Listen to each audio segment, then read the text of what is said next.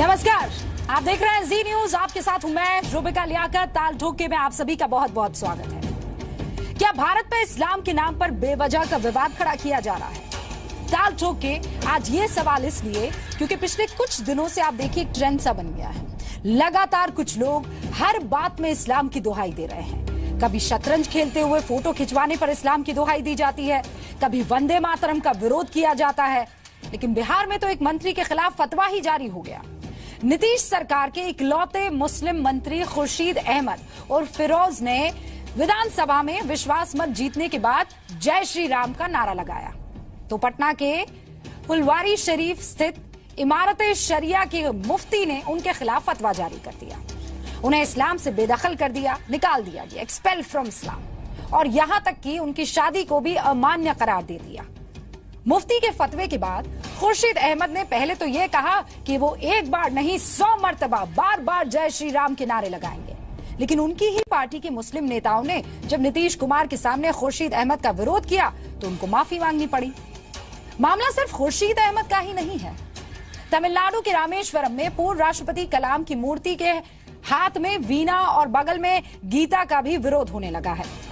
हालांकि उसमें यह कहा जा रहा है कि सिर्फ गीता ही नहीं, बाकी धर्मों के भी ग्रंथ वहां पर रखने चाहिए, और इसीलिए कलाम की मूर्ति के पास कुरान और बाइबल भी रखी गई। इस्लाम की दुहाई वंदे मातरम को लेकर भी दी जाती है। महाराष्ट्र में all India Muslim Ittehadul Muslimeen के विधायक है वारिस पठान।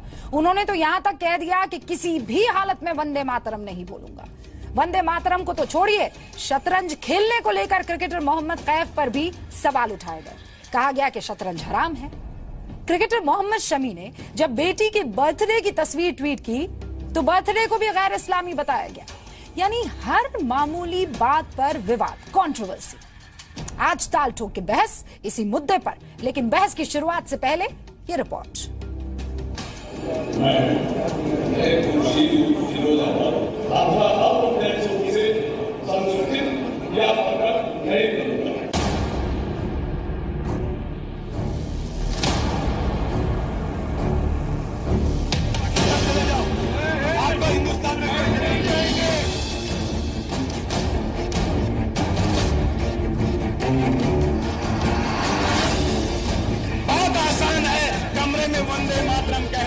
बिहार के तरक्की के लिए, बिहार के जनता के इंसाफ के लिए मुझे सुबह शाम जय श्री राम, अगर अगरबत्ती दिखाना पड़े तो मैं उससे भी पीछे नहीं हटूं। अरे नारा लगाते हैं, मैं तो माथा टेकता हूं। अभी सुनिए ना, इन लोगों से पीछा छुड़ाने के लिए बिहार हित में, राजहित में मैं मनोकामना माई स्थान के दर्शन से मन्नत मांगा और यहाँ आया। रात में सुबह में ये सरकारी भंग हो। ये देखिए, मैं जहाँ से बिलोंग करता हूँ, जहाँ का प्रतिनिधित्व करता हूँ, अभी 28 मंदिरों का निर्माण करा चुका हूँ। ये दो जुमला ऐसा खतरनाक है कि मैं रहीम की पूजा करता हूँ और राम की पूजा करता हूँ, तो ये जो है ये इस्लाम इसको बर्दाश्त नहीं करता। जो ऐसा कहे और करे तो वो इस्लाम से निकल जाता है। फतवा जारी करना, वो लोग मान लिया फतवा जारी, वो हमसे पूछे बुलाकर। मैं जो है किसी जो है बात में या इमारत सरैया का एहतराम करता हूँ, उसमें कहीं ये नहीं है। लेकिन फतवा जारी करने से पहले कोई मुझसे तो पूछे मेरे दिल में क्या है। जिन भी लोगों ने फतवा जारी किया है वो कतई किसी भी दृष्टिकोण से उचित नहीं है, और संविधान की मूल भावना पे यदि कोई चोट पहुंचाने की बात करेगा तो सरकार उसके साथ खड़ी रहेगी, जिस पे चोट पहुंचाने की बात की जाएगी। खुर्शीद अहमद थोड़ा भावुक व्यक्ति हैं, साफ दिल के व्यक्ति हैं, उनकी भावनाएं कहीं से दूषित नहीं है। वो एक भावना में इस तरह का बोले और ऐसा बोलते हैं, लेकिन इसका कोई गलत अर्थ नहीं निकाला जाना चाहिए। राम तो हर एक का काम पे आता है ना, तो आज ये कहने के लिए कि हम पब्लिक के लिए, हम आम जनता के लिए, हम उसकी सहूलत के लिए हम कर रहे हैं, हिम्मत है तो मान लो कि मजहब वजहब कुछ नहीं, सत्ता में रहना। तो ताल ठोक के आज का पहला सवाल यही कि जय श्री राम कहने पर इस्लाम निकाला क्यों? दूसरा सवाल, कभी वंदे मातरम तो कभी जय श्री राम निशाने पर क्यों? तीसरा महत्वपूर्ण सवाल, फतवे के फंदे से हिंदुस्तान को आजादी कब मिलेगी? चौथा सवाल, कभी शतरंज, कभी वंदे मातरम, मजहब के ठेकेदारों का ये खेल कब तक जारी रहेगा? और ताल ठोक के पांचवा सवाल, क्या इस्लाम की दुहाई देकर अभिव्यक्ति की आजादी पर ताला लगाया जा रहा है? इन सारे सवालों का जवाब देने के लिए हमारे साथ राजीव रंजन साहब, जो कि जेडीयू के प्रवक्ता है, अखिल भारतीय कायस्थ महासभा के चेयरमैन भी है। बहुत बहुत स्वागत है रंजन साहब आपका। सैयद आसिम वकार साहब, प्रवक्ता है AIMIM के, टीवी डिबेट्स में AIMIM का पक्ष रखते हैं। सर आपका भी बहुत बहुत स्वागत है सैयद साहब। राज पुरोहित साहब बीजेपी के नेता हैं, मुंबई के कोलाबा से विधायक है, और आपको याद होगा वारिस पठान का जो केस हुआ था उनमें राज पुरोहित ही थे जो ये कह रहे थे कि वंदे मातरम कहने में प्रॉब्लम क्या है आपको। वाहिद हसन रिजवी साहब राजनीतिक विश्लेषक है, अखबारों में देश की राजनीति पर लिखते रहते हैं, हमारे साथ यहाँ स्टूडियो में हैं। आप दोनों का सर बहुत बहुत स्वागत है, राज साहब आपका भी और रिजवी साहब आपका भी। मुफ्ती एजाज अरशद कासमी साहब जो कि सदस्य हैं all India Muslim personal law board के, दिल्ली वक्फ बोर्ड के भी सदस्य है, सर आपका भी इस्तकबाल। अंबर जैदी साहिबा जो कि सामाजिक कार्यकर्ता है, फिल्म प्रोड्यूसर हैं, लेखिका भी हैं, और बहुत से ऐसे केसेस जो हैं और खासकर मुसलमानों को लेकर, महिलाओं को लेकर, उस पर बेबाकी से अपनी राय रखती है। आप सबका बहुत बहुत स्वागत है। आज हमने पैनल थोड़ा बड़ा रखा है इसलिए क्योंकि हम चर्चा जो है वो वाकई बहुत डिटेल में चाहते हैं और हर एक पहलू को समझना चाहते हैं, और इसीलिए आज ये जो बजर राउंड है मैं इसे नहीं डिबेट में रखने वाली हूं। सबको आजादी है बात रखने की, लेकिन आपसे ये भी इल्तिजा है, ये रिक्वेस्ट है कि आप एक दूसरे की बात सुनिएगा, गौर से सुनिएगा और उसके बाद उसका काउंटर कीजिएगा। राजीव रंजन साहब मैं आपके पास आ रही हूं इसलिए क्योंकि बीजेपी में शामिल होते हैं, मंत्री जी का दिल कहता है जय श्री राम कह दूं, जय श्री राम कह देते हैं, लेकिन उसके बाद फिर माफी क्यों?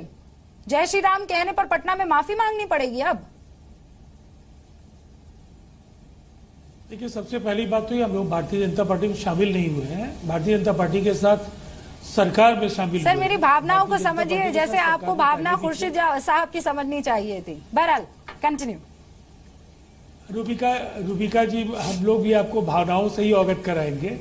और सबसे बड़ी बात क्या है, हम पहले भी एनडीए में रहे हैं, उस दौर में भी नेशनल एजेंडा ऑन गवर्नेंस था, जहां असहमति के सवालों पर हम गठबंधन में शामिल दूसरे दलों से सम्मान की उम्मीद करते थे कि उन असहमति के सवालों पर वो हमारी प्रतिक्रियाओं का मतलब दूसरा नहीं लगाएंगे। और आज भी ये गठबंधन की जो बुनियाद है, नीतीश कुमार जी की जो धर्मनिरपेक्ष मूल्यों को लेकर के जो उनका संकल्प है, जो उनकी प्रतिबद्धता है, उससे बाहर हट करके इस गठबंधन में भी हम आगे नहीं जा रहे हैं। हमारा ये मानना है, अभी आपने जाने अनजाने में भावनाओं का इजहार किया, मैं वही कह रहा था कि खुर्शीद साहब को अगर जानना है तो कभी निर्वाचन क्षेत्र में उनकी कार्यशैली देखिए, उनके निवास पर पटना में जिस तरह से मरीजों के इलाज से लेकर आने वाले लोगों की सेवा में जिस तरह से वो लगे होते हैं, वो बिहार में जनप्रतिनिधियों के लिए एक रोल मॉडल है।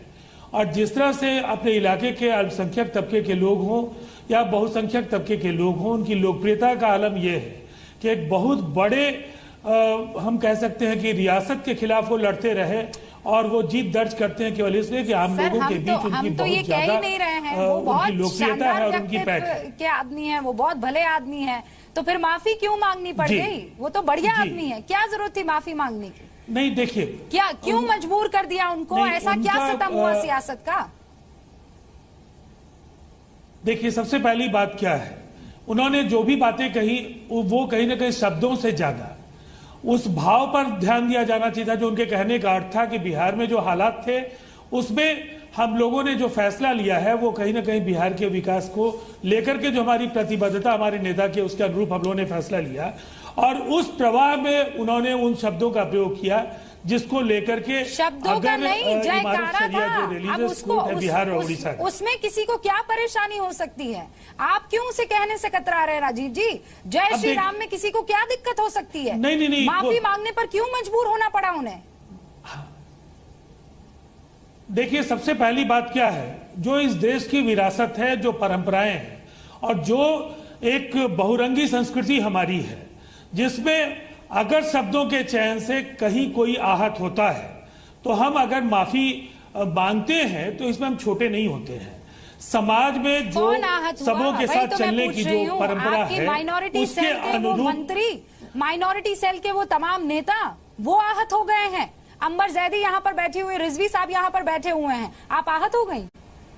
अंबर जी, इस चीज से आहत होने वाली कोई बात ही नहीं है। जहां तक मेरा मानना है, जितने भी फेलो इंडियन मुस्लिम्स हैं, वो जो फेलो हमारे इंडियंस हैं, उनके जो भी रिलीजन है उनके सेंटिमेंट की रिस्पेक्ट करते हैं, ये मेरा मानना है। और सिर्फ जयकारा लगाने से कोई छोटा बड़ा नहीं हो जाता, इस्लाम छोटा नहीं हो रहा है, या फिर ये नहीं हो रहा है कि हम इस्लाम से खारिज हो रहे हैं। सिर्फ जयकारा लगाने से हम गांधी जी की जय और स्वतंत्रता सेनानियों की जय करते हैं। तो श्री राम जो कितने सारे लोगों के लिए सोर्स ऑफ इंस्पिरेशन है, कि एक महान हस्ती रहे हैं, भगवान का उनको दर्जा है, अगर उनकी जय बोलने में कोई छोटा नहीं हो जा रहा है, कोई इस्लाम से खारिज नहीं हो रहा है। वाहिद हसन रिजवी साहब, चोट लग गई आपको? नहीं, कोई चोट की बात इसमें नहीं है। कोई जय श्री राम बोल रहा है और आप ही की कौम का कोई जय श्री राम बोल रहा है, तो आपका इस्लाम खतरे में आ गया सर। देखिए, इसमें हम लोग इसको ऐसे देखें कि इस पूरे मुद्दे का दो पहलू है। एक पहलू तो आप कंटेंट पे जाइए कि जय श्री राम बोला गया, या जय श्री राम बोलने से इसको इस्लाम के पर्सपेक्टिव से क्या असर पड़ता है। और दूसरा है कि एक लार्जर पॉलिटिकल पर्सपेक्टिव भी हम लोग को इग्नोर नहीं करना चाहिए। क्योंकि अगर माफी मांगने का मुद्दा आया है जेडीयू की तरफ से, या कोई लोग उससे ऑफेंड हुए हैं, तो देखना होगा कि वो ऑफेंड क्या इग्नोरेंस की वजह से हुए हैं, कि उनको पता नहीं है कि आप इस्लाम से खारिज हो जाइएगा। श्री राम एक हस्ती रहे हैं, जैसे प्रॉफिट एक हस्ती रहे हैं, गौतम बुद्ध एक हस्ती रहे हैं। तो श्री राम को जय बोलना, इससे कहीं से खुदा की वहदानियत पे चैलेंज नहीं होता है। यानी कि उनके कारनामे पे अगर आप कहते हैं कि वाह वो क्या अच्छे राम थे, तो यहाँ कहाँ से आपकी खुदा की वैधानियत पे आप चैलेंज हो रहा है, कहाँ से आप इस्लाम से खारिज हो रहे हैं? आप बिल्कुल नहीं हो रहे हैं। मैं राजनीतिक पहलू पर बाद में आती हूँ, एक सेकंड। मुझे ये जो राजीव रंजन साहब ने छेड़ा है ना कि आहत हो गई ये भावना, मैं ये जानना चाहती हूँ किसकी भावना आहत होगी। हाँ कासमी साहब, आपकी आहत हो गई भावना, आपका इस्लाम खतरे में आ गया सर? देखिए, बातों को जरा सा आप भी तोड़ मरोड़ रहे हैं। इस्लाम को खतरे में किसने बात की है कि इस्लाम में खतरे में लाने के? यहाँ पर जहाँ तक फतवा का मामला है, किसी भी आदमी का, ये इस्लाम का और मुसलमानों का इंटरनल मामला होता है कि किसी की पर्सनल एक्टिविटीज पर कोई क्वेश्चन अराइज करते हैं, सवाल करते हैं, तो उसका जवाब दिया जाता है। ये मुसलमानों का एक इंटरनल मामला होता है। इसको जो है आप जो है अभिव्यक्ता की आजादी से आप इसको बात कर सकते हैं, ना इसको इस्लाम के खतरे की बात कर सकते हैं। दूसरी बात यह है कि वहां पर सिर्फ जय श्री राम की बात वहां पर नहीं आ रही है। वो जब खुद कह रहे हैं कि हम राम के साथ रहीम की भी पूजा करते हैं, जब वो खुद कह रहे हैं कि हम दूसरे धर्मों को जाकर के हम वहां पर चढ़ावा करते हैं, मन्नतें मानते हैं, और उसी के नतीजे में ये सरकार भंग हुई है, ये सारी चीजें, तो देखिए हर मजहब के अपने कुछ ना कुछ फंडामेंटल होते हैं। अगर आप उस फंडामेंटल को मानते हैं तब तो उस रिलीजन में है, अगर नहीं ये फंडामेंटल को मानते हैं, उसके बेसिक चीजों को नहीं मानते हैं, तो आप उस फंडामेंटल, उससे आप बाहर खारिज हो ही जाएंगे। जाहिर है कि इस्लाम का फंडामेंटल यह है कि आप अल्लाह की वहदानियत के साथ, अल्लाह के साथ किसी को शरीक नहीं कर सकते, उसके साथ किसी को सजदा नहीं कर सकते। ये अल्लाह और खुर्शीद साहब के बीच का मामला है, आप कहां से बीच में आ गए? ये अल्लाह और खुर्शीद साहब तय करेंगे, ये उन दोनों के बीच का मामला है, ये उन दोनों के ईमान का, इन दोनों के बीच का रिश्ता है ना। आप कौन होते हैं इस्लाम से बेदखल करने वाले? ठीक है, कौन होते हैं? ठीक है, वहां पर जाकर के हम लोगों ने कुछ ऐसा, या किसी उलमा ने या किसी मौलाना ने कोई इंप्लीमेंट तो नहीं किया, लाठी लेकर के उसके ऊपर कोई चार्ज करने तो नहीं गया कि तुमने ये गलती की, ऐसी गलती क्यों की? इस्लाम को आप कौन होते हैं इस्लाम से बेदखल? वो ना माने, वो उसको कौन कह दिया, उसको कौन फोर्स कर रहा है? क्यों हम एक आदमी कर सकते हैं, इस्लामिक एक्सपर्ट है जो इस्लामिक रूल से, इस्लाम की रोशनी में जो है वो दे सकता है, वो बोल सकता है कि अगर इसने ये काम किया तो ये गलत है, ये काम किया तो ये सही है। अब उसकी मर्जी है, वो मानना है तो माने, सही गलत क्यों? जो इस्लाम के एक्सपर्ट है वो तो फतवा ही देंगे। इमारत शरिया मुसलमानों की ऑथोराइज्ड बॉडी है, वो अथॉरिटी है, वो मुसलमानों में कैसे कौन होते हैं भाई? वो जो कहते हैं सारे मुसलमान उसको फॉलो करते हैं। कौन? मुझे तो नहीं दिखता ऐसा कोई आप लोग फॉलो करने वाला। देखिए, कोई इम्प्लीमेंटेशन का उसको पावर नहीं है, लेकिन पूरा बिहार की वो सबसे ऑथेंटिक जो है ऑर्गेनाइजेशन है। अल्लाह और खुर्शीद आलम के बीच में ये शरिया, ये इमारत शरिया कौन होती है? सब कुछ होती है, मुसलमानों की ऑथेंटिक वो बॉडी है, वो फतवा दिया है उसको। खुर्शीद साहब तलवार लेकर खड़ा था कि बोलो जय श्री राम, तो वो इमारत शरिया तलवार लेके तो नहीं खड़ा हुआ है कि तुमने ये गलत किया, उसका काम तो यह है। कुरान की सूरह बकरा पता है ना सर आपको? कासिम साहब पता है ना? अब हमको भी आप कुरान पढ़ाना शुरू करेंगे तो बेकार ही है फिर यहाँ पर आना। हाँ तो ठीक है, बहुत बढ़िया, मुझे सिखा दीजिए। उसकी आयत नंबर 256 पढ़ दीजिए। क्या है सर? बताइए ना, आप बताइए ना, क्या बताइए ना, वहाँ पर देखिए ना, पढ़ा लिखा है ना आप? बिल्कुल पढ़ा। तो सूरह बकरा की आयत नंबर 256 क्या कहती है? क्या कहते हैं आप बताइए ना, उसमें क्या लिखा हुआ? हम उसको दलील, आप नहीं, आप दलील उसको बना रहे, दलील आप बना रहे हैं ना। अच्छा मुझे बता दीजिए, क्या आपको कुरान की आयत है तो पता? अरे कुरान की तो एक दो नहीं, एक दर्जन ऐसी आयत है। अल बकरा की आयत नंबर 256 क्या कहती है? अल्लाह यगफिरु अय्युश्रका बिही वाला इन्नल्लाह ला यगफिरु अय्युश्रका बिही, बेशक अल्लाह उसको कभी भी नहीं माफ करेगा जो किसी अल्लाह के साथ किसी को शिर्क करेगा। इन्नल्लाह ला यगफिरु अय्युश्रका बिही, ये कुरान की आयत नहीं है, ये कुरान की आयत नहीं है। हैं। मैं कुरान की आयत बता रहा हूँ शिर्क से मुताल्लिक। ला इकराह फिद्दीन। अरे वो रिलीजन है जिसमें किसी तरह की कोई कंपल्शन आप अरे वो ला इकराह फिद्दीन किसी को दीन में दाखिल करने के लिए है, जैसे कोई गैर मुस्लिम। आप क्यों उल्टा सीधा के कुरान की ताबीर कर रहे हैं? वो आप कुरान को उल्टा सीधा क्यों ताबीर कर रहे हैं? ला इकराह फिद्दीन का क्या मतलब हुआ? दीन में किसी को जबरदस्ती दाखिल करना, दीन में इस्लाम के अंदर किसी कोई हिंदू को जबरदस्ती हम मुसलमान बनाए, वो उस आयत का मतलब है कि हम जबरदस्ती किसी को मुसलमान नहीं बना सकते। आप तो आयत का तर्जुमा नहीं जानते और आप करेंगे कुरान पढ़ना आ गया। क्या उसका वही मतलब है? दीन का वही मतलब है।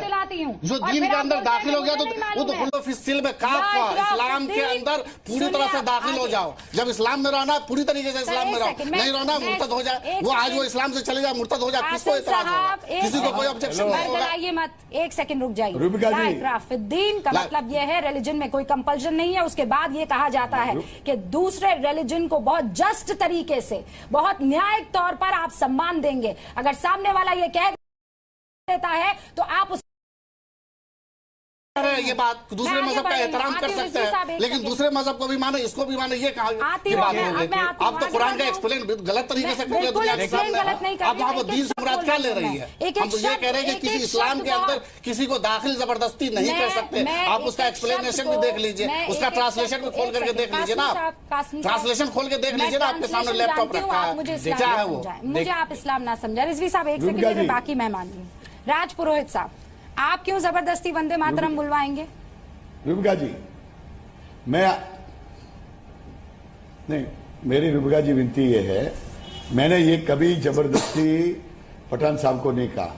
पठान साहब ये खुद ही कह रहे थे अगर कोई मुझे कहेगा तो नहीं रख दिया तो भी मैं नहीं कहूंगा। वो नौटंकी कर रहे थे। मेरी आपसे ये विनती है कि जो लोग फतवे की बात कर रहे हैं तो इस्लाम में पवित्र कुरान का मान सम्मान रखना हो। मुस्लिम समाज जो देशभक्त मुस्लिम समाज है ये फतवा यूज करते हैं। फतवा उन लोगों के यूज करिए ना जो कश्मीर में निदान लोगों को, निर्दोष लोगों को गोलियों से भून रहे, उनके विरुद्ध फतवा। जरूरत पड़ने पर सब फतवा जारी होता है। पाकिस्तान में जरूरत पड़ने पर सब फतवा जारी होता है। आप लोगों की तरीके से वो जबरदस्ती किसी के मुंह में ठूसिएगा वंदे मातरम। ये वंदे मातरम कोई कॉन्स्टिट्यूशनल वर्ड है क्या कि हर आदमी को कहना पड़ेगा? कहां से आ गया? कॉन्स्टिट्यूशन में लिखा हुआ है कि आप जबरदस्ती वंदे मातरम करो। जबरदस्ती किसी के मुंह में आप ठूसेंगे ये वर्ड? हम आपके मुंह में ठूस देंगे, आप अजान पढ़ो, आप नमाज पढ़ो तो आप मानेंगे? क्यों आप जबरदस्ती करेंगे किसी के साथ? समझो हमारा राइट है, हम चाहे पढ़े चाहे न पढ़े। और निर्दोष व्यक्ति, आप पहले ये समझो कि बगैर मतलब का आप लोग इशू बनाते रहते हैं, बगैर मतलब की चीजों को इशू बनाते रहते हैं। और जहाँ तक ये फतवा का बात है, ये मुसलमानों का इंटरनल इशू है, इसको इशू बनाने की जरूरत नहीं है। एक सेकंड, आप एक सेकंड राजपूत, मुझे एक सेकंड इस पर मुझे जवाब दीजिए। मैं आपसे जवाब लेना, मुझे जो extreme Hinduism, extreme Islamism, extreme किसी भी रिलीजन को लेकर इसलिए चिंता है क्योंकि ये वो देश है सर जो मार्स पर जाने की बात कर रहा है। ये वो देश है जहां आज का, चाहे वो नया हिंदू हो, चाहे वो नया मुसलमान हो, नया सिख हो या नया क्रिश्चियन हो, वो ये चाहता है कि ये सारी चीजों को हटाइए। हमें एम्प्लॉयमेंट की बात करनी है, हमें डेवलपमेंट की बात करनी है, हमें विकास की बात करनी है। इसलिए डिबेट आप कर रहे हैं इन सब चीजों पर, कहने आप विकास पर डिबेट कर रहे हैं। रोजाना तो आप इसी पर डिबेट करते हैं। ये फतवा तो आपका इंटरनल मामला है। चूंकि पोलराइजेशन की सियासत आप लोग करते हैं, चूंकि आपका चैनल पोलराइजेशन की सियासत करता है, आपका चैनल करता है ये चीजें, क्यों नहीं करता है? क्यों? यही परेशानी है कि आप लोग मुसलमानों को टारगेट करते हैं, आप लोग वर्गलाते हैं, आपका पूरा ग्रुप वर्गलाता है। ये लोग का शिर्क कर रहे हैं। तो कौन बताएगा? हम नहीं बताएंगे तो आप बताएंगे जो कुरान का गलत एक्सप्लेन कर रहे हैं। कुरान का गलत एक्सप्लेन कर रहे हैं वो लोग जो है कोई भी मजहब एक्सट्रीम रहना कोई बुरी बात नहीं है। हर आदमी अपने मजहब में एक्सट्रीम रहे, लेकिन अपना मजहब किसी को थोपना नहीं है। अपने मजहब वही चीज जो आपने कहा, एमआईएम पार्टी कहा कह रहा हूं तो कह रहे कि शिर्क आपने नहीं, मुसलमान समाज को गुमराह करने की कोशिश करती है। राजपुरोहित साहब, सांप्रदायिकता फैलाने की कोशिश। राजपुरोहित साहब, अभी कर्नाटक के पेजावर मठ में एक इफ्तार पार्टी हुई थी। कर्नाटक के पेजावर में एक इफ्तार पार्टी हुई थी, स्वामी जी ने इफ्तार पार्टी की थी। बहुत सारे ऐसे हिंदू संगठन हैं जो वहां जाकर परेशान हो गए, चीखने चिल्लाने लगे कि ऐसा कैसे कर सकते हैं। आप इसे सही मानते हैं या गलत मानते हैं? मैं ये कह रहा हूं कि इफ्तार पार्टी मंदिरों में होनी चाहिए, मुंबई के मंदिर में हुई, इफ्तार पार्टी मेरे पार्टी कार्यालय में हुई। इतना हिंदू मुसलमानों में प्रेम होना चाहिए कि दिवाली में मुसलमान आवे और उनके ईद के कार्यक्रम में हिंदू जावे, इफ्तार पार्टी होनी चाहिए। मैं तो उनका पेंजावर मठ का अभिनंदन करना चाहता हूँ। और जिनको दुख हुआ है ना, उनको बोलता हूँ आप कृपया मत आइए। अरे मुस्लिम समाज को छोटा मत करिए, न इस्लाम को छोटा करिए, न पवित्र कुरान को छोटा करिए। न वंदे मातरम से छोटे हो जाओगे, न जय श्री राम से छोटे हो जाओगे, न शतरंज से छोटे हो जाओगे। बढ़िया बात कही सर। अगर फतवा यूज करना है, शानदार तो आप जोर जबरदस्ती कर रहे हैं तो मुसलमानों को अपने हाल पे छोड़ दीजिए ना। मुसलमानों को अपने हाल पे छोड़ दीजिए। क्यों जोर जबरदस्ती करते हैं कि ये करो ये करो ये करो? शेरों की अंगुली करोगे तो जवाब मिलेगा ही। एक सेकंड कासमी साहब, क्यों जबरदस्ती क्यों? साहब जो मुझे जवाब चाहिए था वो मिल गया है। वोटों की राजनीति के लिए सर ठीक है, सर ठीक है, मुझे जवाब मिल गया जो मुझे चाहिए था। वोटों की राजनीति के लिए ठीक है सर, ठीक है। सैयद असीम वकार साहब, राज पुरोहित साहब को सुना आपने? आज तो इनके साथ अग्री करेंगे जो कह रहे हैं।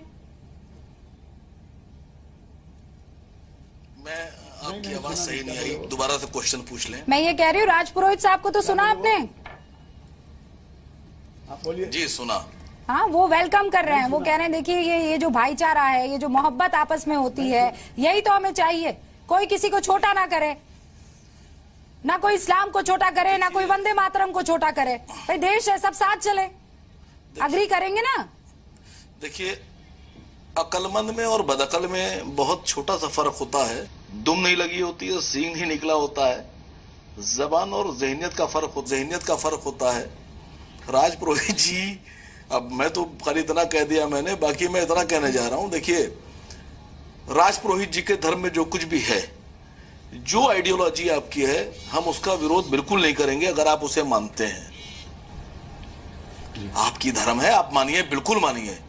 सारा मैं तो मानता नहीं हूँ, हम बुरा नहीं फॉलो करेंगे। करता हूँ। हम सर सुनिए, फॉलो करता हूँ। अरे सुनिए सर, आप बिल्कुल आप अपनी आइडियोलॉजी फॉलो कीजिए, अपने भगवानों को मानिए, खूब मानिए। हम आपका एहतराम करेंगे, आपकी इज्जत करेंगे, हम आपका कभी विरोध नहीं करेंगे, बुरा नहीं कहेंगे, गाली नहीं बकेंगे। नहीं, हम तो अल्लाह का भी सम्मान करते हैं, अल्लाह को भी हम नमस्कार मानेंगे, करते हम हैं। अपने गलत क्यों नहीं करना? मैंने अरे कह अल्लाह का सम्मान करेंगे, हम भी सम्मान कर रहे हैं, किसी का आपका सम्मान करेंगे, अरे सबका सर सुनिए सम्मान तो, करेंगे, क्यों नहीं करेंगे? सुनिए तो सर, सुनिए तो सर, मैं भी आपके भगवानों का सम्मान करता हूँ। जो आपके लिए सम्मानित है वो मेरे लिए भी सम्मानित है।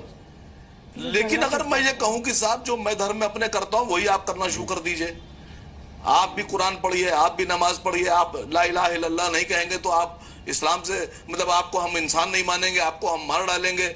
और अगर आपने ला इलाहा इल्लल्लाह नहीं कहा तो हम ये कर देंगे, हम वो कर देंगे। तो सर इस तरह की मानसिकता तो वकार साहब ये किसने कहा है? अभी बात बिहार की हो रही है। वकार साहब ये किसने कहा? अगर खुर्शीद साहब ने, तो बात तो खुर्शीद साहब ने वहाँ के लोगों की आस्था का मान रखते हुए कहा जय श्री राम। वकार साहब सुनिए, मैं सुन रही हूँ आपकी बात और सुनिए नहीं, मुझे कौन कह रहा है आपको? मैंने सुन लिया आपकी पूरी बात। बोलो भाई खुर्शीद, जय श्री राम वरना पाकिस्तान चले जाओ।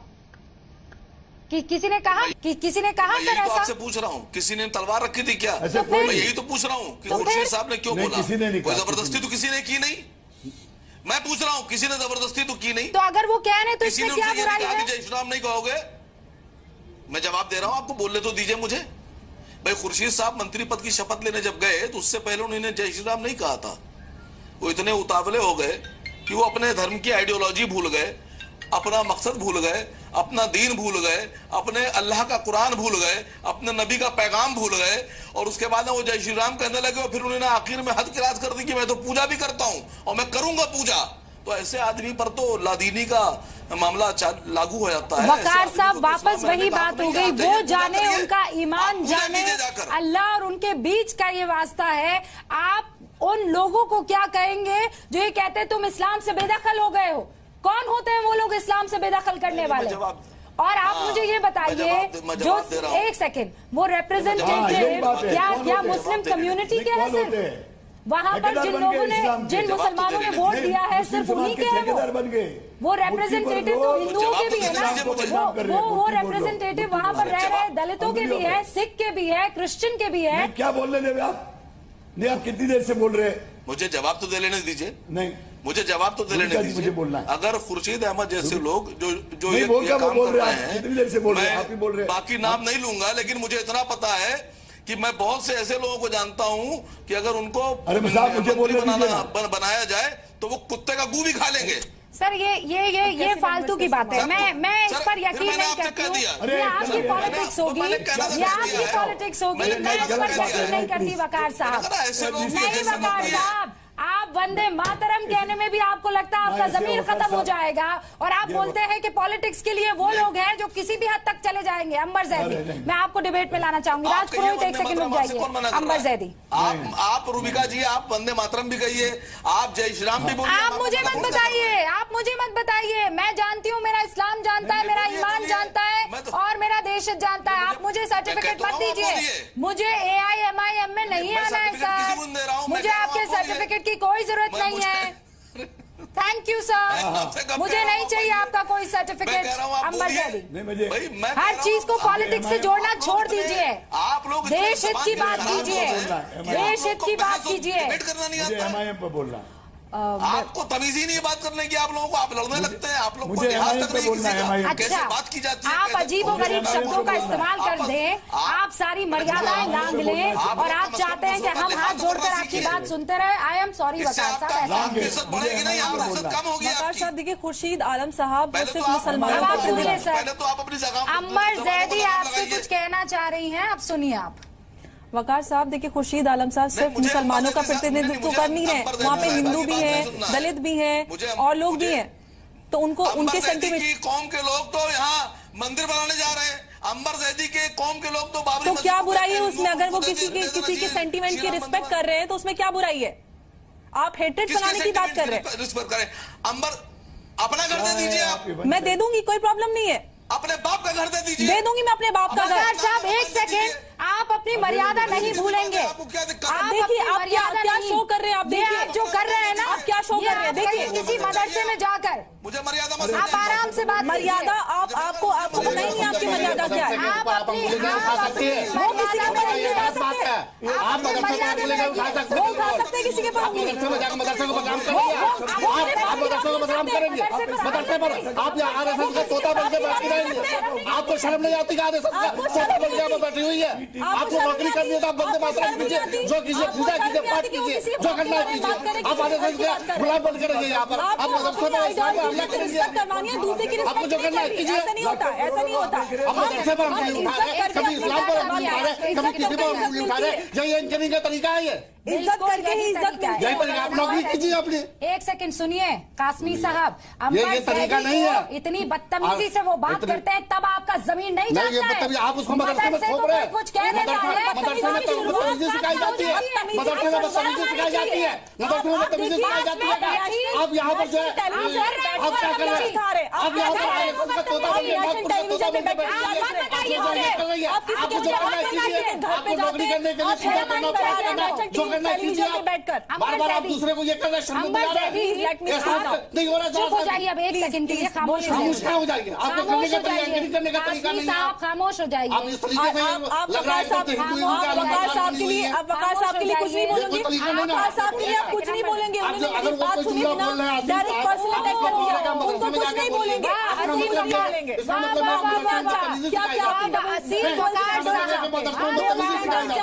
वो मेरे से बदतमीजी करते हैं, उसके लिए आप कुछ नहीं बोलेंगे। मैंने क्या बोला? मैंने सिर्फ इतना ही तो बोला, अगर वो सिर्फ मुसलमानों के प्रतिनिधित्व है, वो हिंदुओं के लिए है। अंबर किसी का जुमला गलत है, लेकिन तो आपने उनके लिए तो कुछ नहीं बोला। लेकिन उसको ये कह रहे हैं कि आप ये काम मदरसे में जाके कीजिए। इसका मतलब कि मदरसे में बदतमीजी सिखाई जाती है। दिख रहा है, दिखा रहे हैं, वो यही दिखा रहे हैं, वो यही दिखा रहे हैं। ये चैनल में क्या होता है वो दिख रहा है ना। ये चैनल में आपको नौकरी करने के लिए क्या करना पड़ता है, दुनिया देख रही है। शर्म आनी चाहिए आपको। नौकरी करने के लिए, आप अपना मुंह बंद कीजिए, के लिए आप अपना पूजा मुंह करेंगे, बंद वंदे कीजिए। मातरम करें। मेरी अरे मर्जी में कुछ नहीं करूँ, आप अपनी जबान पर लगाम लगाओ। शर्म आनी चाहिए आपको, शर्म आनी चाहिए।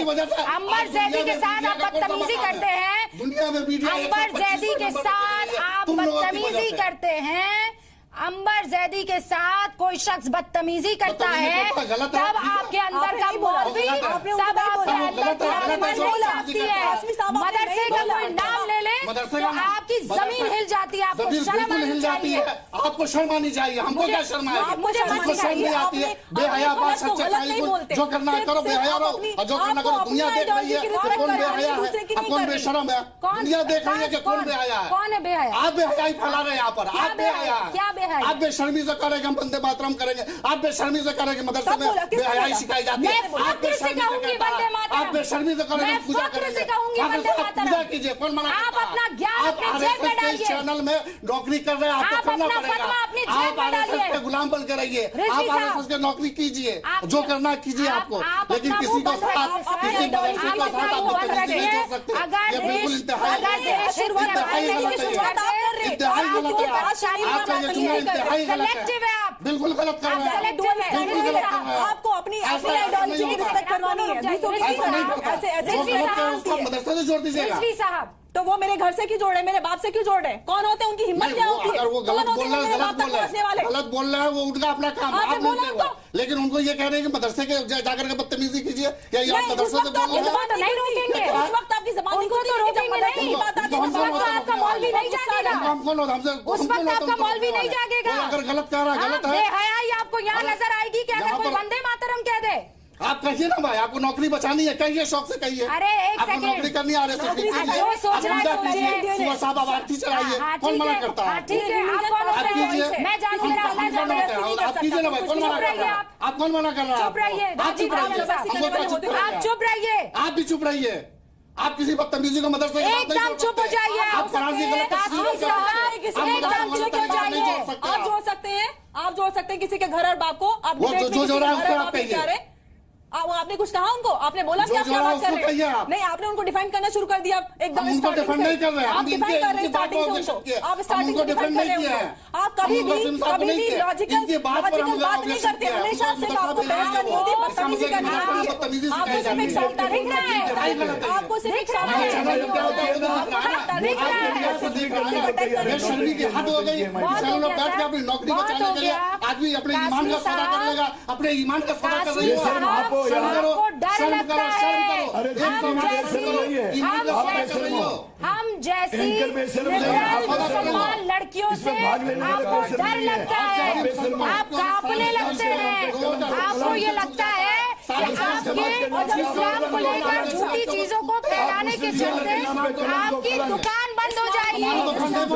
इस्लाम हमारे जैसे लोगों से बदनाम होता है, सबको पता है इस्लाम कौन बदनाम। कासमी साहब आप चुप हो जाइए, बहुत हो गया। आपके जैसे लोग, कासमी साहब बहुत हो गया, बदनाम हो रहा है, बहुत हो गया। आपने अपने तरीके का इस्लाम जो बताने की कोशिश की है वो पूरी दुनिया ने देख लिया, देख लिया। आप यहाँ बैठ के लड़कियों को बेहया कहते हैं, वंदे मातरम कहने वालों को बेहया कहते हैं। तशरीह कीजिए। आपको तो याद ही नहीं है। याद है आपको तो कुरान की आयत है और आप बोलते हैं कि इस्लाम का परचम लगाएंगे। रिजवी साहब इतनी देर से आप खामोश बैठे हैं, जरा बताइए। देखिए, हम लोग डिबेट में पहले ही इस बात को शुरू कर चुके हैं। यहाँ पे जाहिर सी बात है कि मौलाना कासमी साहब का जो इंटरप्रिटेशन है कुरान का, अगर वो हम लोग तो उनसे जाहिर से कम काबिल आदमी हैं, हम क्लेम नहीं कर सकते इस्लाम पे या कुरान पे अथॉरिटी। लेकिन इस्लाम के पस मंज़र से भी अगर ये बात की जाए तो इतना तो होगा कि आपका जो इंटरप्रिटेशन है वो हम खामोशी से सुन लें, हमारा जो है वो आप सुन लीजिए, और दोनों आदमी जा करके इस्लाम के हिसाब से उसकी तस्दीक कर लें। ना हम आप पे चिल्लाएं, ना हम आप पे अभी आपसे एंकर ने एक सवाल पूछा कि भाई सूरह बकरा की आयत आप बता दीजिए। हर लोग इस बात को गौर कर रहे होंगे कि रिपीटेडली उन्होंने कहा कि आप बता दीजिए। आपने एक सुनिए मौलाना साहब, आप देखिए कि आप जब बात कर रहे थे हम मुकम्मल तौर पे खामोश थे। क्वेश्चन नहीं कर रहे हैं, हम कमेंट कर रहे हैं, क्वेश्चन नहीं कर रहे हैं, हम कमेंट कर रहे हैं। हम अपना ऑब्जर्वेशन बता रहे हैं। आपसे सवाल बार बार पूछा गया स्पेसिफिक होकर के कि ये आयत को आप यहाँ पे पढ़ दीजिए और उसका मीनिंग भी बता दीजिए। बार बार आप उनको कह रहे हैं कि आप पढ़ के बता दीजिए, आप पढ़ के, सवाल आपसे किया जा रहा है कि क्या आयत पढ़ के बता कुरान में कितनी आयतें हैं? अरे कुरान के अंदर कितनी आयतें? अरे मेरी बात सुनिए ना, 6666 अरे हम कहा फिर आयतें हैं। स्पेसिफिक ठीक बात, है? अरे हर आयत का अपना मफहूम है, अपना तर्जुमा कासमी है। साहब, यहाँ पर जो आयत आती है शिर्क के बारे में, वो आयत मैंने पढ़ के सुनाई। अरे भाई, और ये तो बता रही है वो दूसरे मजहब के बारे में वो आया है, उसको बता रही है पढ़ करके। फिर कासमी साहब, फिर हम नहीं बोलेंगे, हम डिबेट में कंप्लीट खामोश हो जाएंगे। आप जितना देर बोले हम चुप रहे। आपसे हमसे कोई पूछा जाए कि भाई साहब फला सेक्शन का आप प्रोविजन बता दीजिए, आप कम से कम उस सेक्शन के प्रोविजन को पहले बताइएगा, उसके बाद आप सेकंड पैराग्राफ में ये बात बोलिएगा कि ये सेक्शन का ये प्रोविजन आप जो इस बात के लिए डिबेट कर रही हैं उसमें लागू नहीं होता है। लेकिन पहले तो आप बताइएगा। हर लोगों ने इस बात को गौर से देखा कि आपने वो नहीं बताया। भाई उसका वो सेक्शन यहाँ पर लागू ही नहीं होता है। तो वो सेक्शन कैसे यहाँ पर बताएंगे? जो सेक्शन लागू होता है वो गलत ही वो समझ रही है, उसको गलत इंटरप्रेट कर रही है वो। ठीक है, जब वो आयत यहाँ पर लागू वही सच है कासमी साहब, जो यहाँ आयत यहाँ पर लागू वही सच है कासमी साहब। ऐसा है, आपके सच को कोई नहीं मानता है। कासमी साहब, आपके सच को कोई नहीं मानता है। पूरा देश देख रहा था आज आप क्या कर रहे हैं, कैसे औरतों को बेइज्जत करते हैं, पूरा देश देख रहा था। इज्जत होगी उसी की इज्जत की जाएगी। कौन है काबिल इज्जत? जो होगी जो हया बन करके और सब कुछ करेगी, प्रोग्राम को डाइल्यूट मत होने दीजिए प्लीज। उसके लिए क्या इज्जत है? प्लीज प्रोग्राम को डाइल्यूट मत होने दीजिए। बहुत सीरियस मुद्दा है, रिजवी साहब ये सीरियसली लेंगे? जब वकार साहब अंबर जैदी के माँ बाप तक पहुँच जाते हैं, इतनी बदतमीजी आप छोड़ दीजिए बीच में, मैं आपको बता रहा हूँ। मेरी बात सुनिए आप, तब ये मौलवी साहब की रूह नहीं कांपती है, तब इनको परेशानी नहीं होती है। जैसे ही शब्द मदरसा को आप बदनाम करें, हालत खराब हो जाती है। देश के मदरसे को आप बदनाम करें, दो महिलाओं के साथ पूरे देश के मदरसे को आप बदनाम करें और कहते हैं मतलब आपकी मेंटालिटी या सोच दुनिया देख लिया कि एक मुस्लिम लड़की मदरसा के मुतालिक ऐसी सोच रखेगी। तो एक मुस्लिम लड़की ऐसी सोच रखेगी, लड़का के लिए इस्लाम की चीजें लड़की के बाप तक पहुंच जाता है, वो नहीं देख रहे। आपको शर्मानी चाहिए, हद कर दिया, बेशर्मी की हद कर दी आप लोगों ने, बेशर्मी की हद कर दी, बेशर्मी की हद कर दी, बेशर्मी की हद कर दी। आप चैनल पर बात करने की कोई शौक नहीं है। आप यहाँ पर ये क्या कहते हैं, आप कौन होते निकालने वाली? आप यहाँ पर एक नौकर है, आप तनख्वाहदार है, मैं एक गेस्ट हूँ यहाँ पे। आप एक नौकर है, आप एक नौकर है यहाँ पर। अंबर हमारी बातें नहीं हो रही है, आप माफी मांगो ना कि आप बुला के इनको जलील कर रही हो। हमसे इनसे बातें नहीं कोई, हमारी इनसे कोई बात ही नहीं हुई है। आपको बुलाइए, आपको दुनिया से माफी मांगनी चाहिए, आपको माफी मांगो। आप बहुत हयादार हैं, हम लोग बेहया हैं, आप बहुत बेहयादार हैं। बातें नहीं हो रही है। आप इतनी देर से बेहया बोल रहे हैं कि आप लोग बेहया हैं, फैला रही है, उससे हमारी बात हो रही है। कौन बेहया फैला रहे हैं? हमारी कोई बात नहीं, आप बेहया नहीं फैला रहे हैं, आप कौन सा इस्लाम रिप्रेजेंट कर रहे हैं? बात हुई है आपकी, जिनसे बात हो रही है उनसे बात कीजिए। यहाँ पर मदरसा के बदनाम आप उनके बिहाफ पे जंप कर रहे हैं, आप उनके बिहाफ पे फाइट कर रहे हैं, वो कुछ नहीं है। और रूबिका जी, पैनल से जो संदेश जा रहा है वो शर्मनाक है। बहुत शर्मनाक, वो नहीं पता चल रहा है कि बहुत शर्मनाक है सर। इस चैनल पर कासमी साहब, मुझे आपसे बात नहीं करनी है, आप यहाँ से जा सकते हैं। दुर्भाग्यपूर्ण है देश में मीडिया, आप यहाँ से जा सकते हैं। नहीं कासमी साहब, आप यहाँ से जा सकते हैं। आपको शब्दों के चयन में सावधानी बरतनी चाहिए। संवेदनशील मसलों पर हिंदुस्तान को लेबनान या फिलिस्तीन मत बना दीजिए। इस तरह की बातों के जरिए आप महिलाओं के बारे में आप किस तरह का संदेश देना चाहते हैं? एक बहुत ही सेंसिटिव मसला है, इस मसले पर राय रखने का सबको अधिकार है। कासमी साहब उस तरह से हमारा पैनल में एतराज है कि आप महिलाओं से बात करने में शब्दों के चयन में सावधानी बरतिए। पैनल में हम लोग भी बैठे हैं, जिस तरह की जहालत का परिचय दे रहे हैं, मुझे नहीं लगता कि ये बात मुझ तक आई है, सवाल मुझ पे हुआ क्यों नहीं? तो आप फिर जंप क्यों किया? आपने जंप क्यों किया बीच में? आप मदरसे तक बात आई तो आप बोलने लग गए, और मेरे बाप और मेरे घर तक बात आई तो बाप आपको कुछ नहीं हुआ। क्यों नहीं? क्यों? तो आप क्या उनकी तरफ से देना आपकी जिम्मेदारी है? जिम्मेदारी देंगे, आपकी जिम्मेदारी है, की जिम्मेदारी जिम्मेदारी है। महिला की कोई बेइज्जती करता है, इनकी कोई जिम्मेदारी नहीं है। तो ये रिलीजियस का हिस्सा नहीं है, ये तो इस्लाम का हिस्सा नहीं है। तो हम इनका क्या जवाब दें जब ये खुद बहस कर रही है? आपने बोला रिलीजियस प्रोग्राम तो उसका जवाब मुझे देना है। दो औरतों ने मिलकर दो औरतों ने मिलकर सर आपको एक सवाल उठा दिए तो आप हिल गए। कासमी साहब, आप उनको बेशरम बेहया कह देते हैं। दो औरतों ने आपको परेशान करके रख दिया। आप घर में किस तरीके से क्यों बोल रहे हैं? क्यों बोल रहे हैं आप? सुनकर नाम लेके बोलिए, आप नाम लेके बोलिए, आप में हिम्मत है तो नाम लेके बोलिए। क्यों बोल रहे हैं आप लोग? क्यों बोल रहे हैं आप लोग? आप डायरेक्ट बोलिए, डायरेक्ट बोलिए। महिलाओं की इज्जत होनी चाहिए, महिलाओं का रेस्पेक्ट होना चाहिए। ये किस तरीके से बर्ताव करते हैं महिलाओं के साथ? ये घर पर कैसे महिलाओं से रिस्पेक्ट करते हैं? ये घर पर महिलाओं से कैसे बात करते होंगे समझ में आता है। ओहो, रिलीजियस सेंटिमेंट हर्ट हो जाता है। रिलीजियस सेंटिमेंट को हर्ट कर सकते हैं। रिलीजियस सेंटिमेंट आपका हर्ट हो जाता है। शर्म आनी चाहिए आपको। जिसको अपनी नौकरी पे महिलाओं का अपमान करके आपने बहुत बड़ी भूल की। आपने दिखा दिया है कि आप किस तरीके की बहस करना चाहते हैं। आपने दिखा दिया है कि इस्लाम में औरतों को कितना आगे आप ले जाना चाहते हैं। आपको शर्म आनी चाहिए, आपको शर्म आनी चाहिए। चैनल कहाँ है इंडिया का? 125वें मकाम पर पहुंच गया। किसने बनाया आपको नुमाइंदा?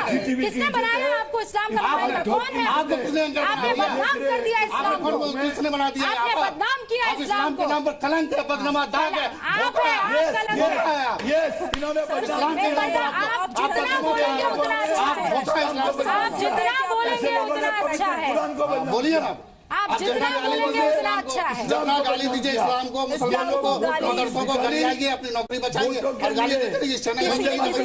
आप जैसे लोगों की वजह से इस्लाम को बदनाम किया जाता है। जितना बोलेंगे उतना अच्छा है। आज आप बेपर्दा हो जाइए, कासमी साहब हो जाइए। इस्लाम और मुसलमानों को बदनाम करने के लिए सीमाएं लांघ दीजिए। शर्म की सारी घर जाकर सोचिएगा, अपनी बहन, अपनी बेटी, अपनी बीवी से पूछिएगा मैं कैसा लग रहा था जब मैं दो औरतों के साथ बदतमीजी कर रहा था, तो मैं कैसा लग रहा था? पूछिएगा। नेशनल चैनल पर आप क्या दिखा रहे हैं? आप क्या दिखा रहे हैं? इंडिया में मुसलमानों को पता नहीं है। आपने डायरेक्ट मेरे रिलीजन पे आपने दिखाया पूरे नेशनल टेलीविजन पे बैठकर। यहाँ की आवाज बंद कर दीजिए ताकि कासमी साहब की आवाज होने ना जाए। बंद कीजिए। आप पवित्र कुरान की बेइज्जती कर रहे हैं, महिलाओं की बेइज्जती कर रहे हैं, आज महिलाओं का अपमान कर रहे हैं, माता और बहनों का अपमान कर रहे हो। आप धिक्कार के लायक हो, आप जी टीवी चैनल के लायक नहीं हो। आप कोई महिला जो रिलीजियस को आप जी टीवी चैनल के लायक नहीं हो, आप तोड़ ठोक के लायक नहीं हो। क्यों? अरे महिलाओं का अपमान करने से मर्द नहीं होने वाले, महिलाओं के अपमान से वीर नहीं होने वाले, महिलाओं की बेपरू करने से बड़े ताकतवर नहीं हो जाओगे। फतवा यूज कर रहे हो, पारसी भाषा यूज करने हो। यही देश का इशू रह गया, यही चैनल का इशू रह गया। राज पुरोहित साहब, कासमी साहब की आवाज मैंने बंद कर दी थी। मैं नहीं चाहती थी कि अब और ज्यादा बेशर्मी जो है ऑन एयर जाए। बिल्कुल, हम यही चाहते हैं। बहुत बढ़िया, बहुत बढ़िया, बहुत बढ़िया, बहुत बढ़िया, बहुत बढ़िया। आप जाइए। जो महिलाओं का बहुत बढ़िया, अच्छा लग रहा है, सुकून मिल रहा है। बहुत बढ़िया। जाइए, जाइए सर, जाइए सर, जाइए सर, जाइए सर, जाइए सर। अब आप चले जाइए, धमकी देने की जरूरत नहीं है। निकल जाइए यहाँ से। मैं गेस्ट हूँ यहाँ पर। निकल जाइए यहाँ से सर। करो यहाँ पर, नौकरी करो। बहुत बहुत शुक्रिया सर हमारे साथ जुड़ने के लिए। बहुत बहुत शुक्रिया सर, बहुत बहुत शुक्रिया सर हमारे साथ जुड़ने के लिए। Thanks lot sir, thanks lot. बहुत बढ़िया, बहुत अच्छी मैसेज दिया आपने, बहुत बढ़िया मैसेज दिया। बहुत बढ़िया गेस्ट के तौर पर आप रहे हमारे साथ। बहुत बढ़िया, इस्लाम को बहुत अच्छे से आपने एक्सप्लेन किया। बहुत बढ़िया। महिलाओं का सम्मान इस तरीके से किया जाता है, ये आपने देखा है। हमने यहाँ डिबेट में इनको बात रखने के लिए बुलाया, ये धमकी देते हैं। इनका ईमान तब नहीं डोलता है जब एक महिला के साथ बेइज्जती हो रही होती है।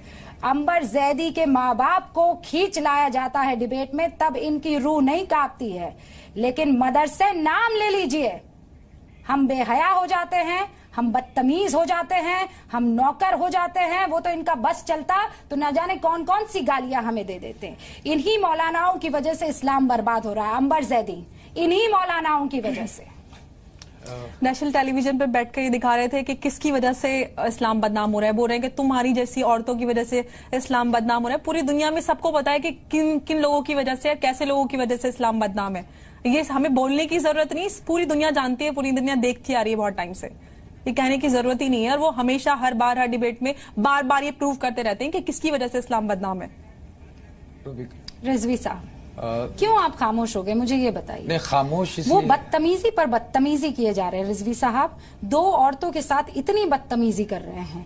ये वो लोग हैं जिनको आज की तारीख में ये बोल्ड औरतें, इस्लाम की जो पैरोकार आज की तारीख में बनी है, इनसे ये खौफ खाते हैं।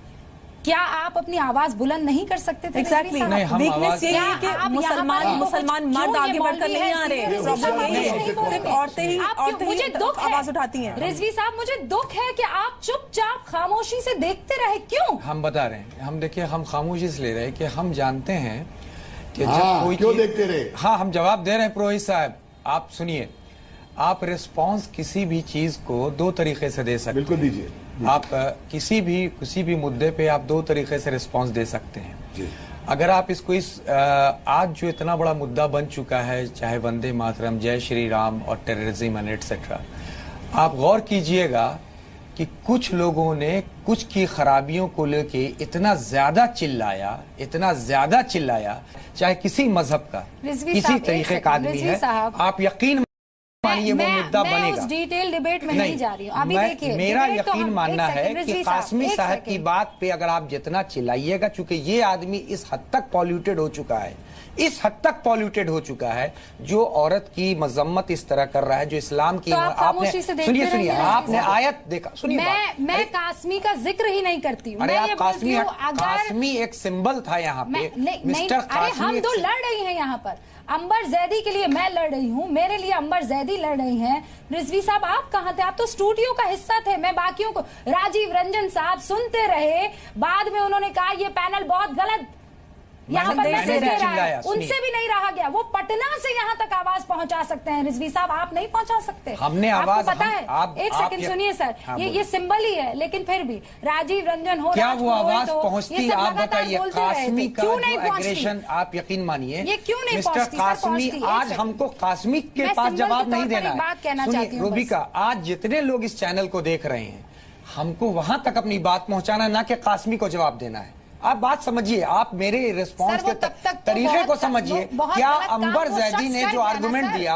आप सुनिए, अंबर जैदी ने जो आर्गुमेंट दिया, आपने जो आर्गुमेंट दिया, क्या कोई भी दर्शक समझ पाया कि क्या आप दोनों आर्गुमेंट दे रही थी? उनके पास टेक होम क्या गया कि बहस हो गई? समझ पाया? नहीं, मैं बताऊं क्यों? अरे रूबिका, वो यही समझ पाया। मैं बताऊं क्यों समझ पाया? आपको पता है, हो सकता है कि आप इस बात से अग्री ना करें, ट्विटर पर इस वक्त हमारा हैशटैग जो है नंबर 1 पर ट्रेंड कर रहा है।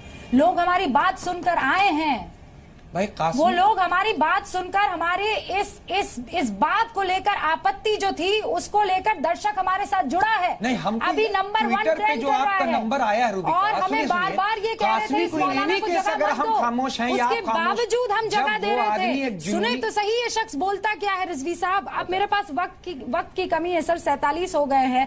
मैं जाते जाते राजीव रंजन साहब, मैं छोटा आप सबसे रिएक्शन लेना चाहूंगी। राजीव रंजन साहब, यकीन मानिएगा, जब मैं डिबेट के लिए आ रही थी, मुद्दा मैं बहुत अलग सोच कर आई थी। मुझे नहीं पता था कि ये कासमी सरी के लोगों की वजह से ये मुद्दा औरत वर्सेस इस्लाम वर्सेस मौलवी होकर रह जाएगा, और यही हुआ। यही तो वो लोग हैं जो गड़बड़ी कर जाते हैं सर। ऐसे में क्यों ना खुर्शीद आलम जैसे और लोगों को लाया जाए, बिल्कुल, जो हिंदू मुस्लिम की मोहब्बत का प्रतीक बने सर। हम क्यों झुक जाए इन सारे के सारे फतवा जारी करने वाले लोगों के खिलाफ? हम उनके आगे क्यों झुक जाए सर? क्यों माफी मांगनी पड़ गई माफ कीजिएगा खुर्शीद आलम साहब को? बिल्कुल,